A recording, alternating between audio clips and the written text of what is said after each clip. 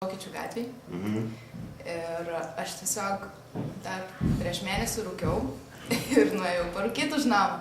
Ir tada pamačiau tokį vyrą su ilga barzda balta, vos ne senis šaltis, ir jisai išmaukė skardinę alaus ir tiesiog priėjo prie manęs ir pradėjo ten šnekėt, galvoju, ko nori, jau cigaretės, kaip visi prašys.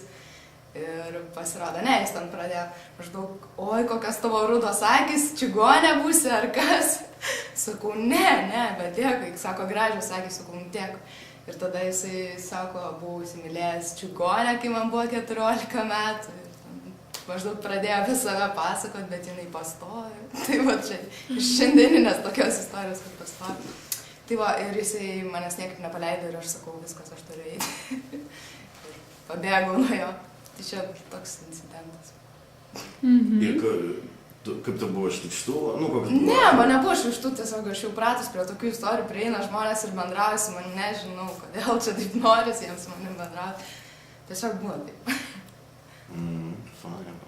Nežinau, žinokit, kartais atrodo, ne tai, kad keista, iš pradžių būdavo keista.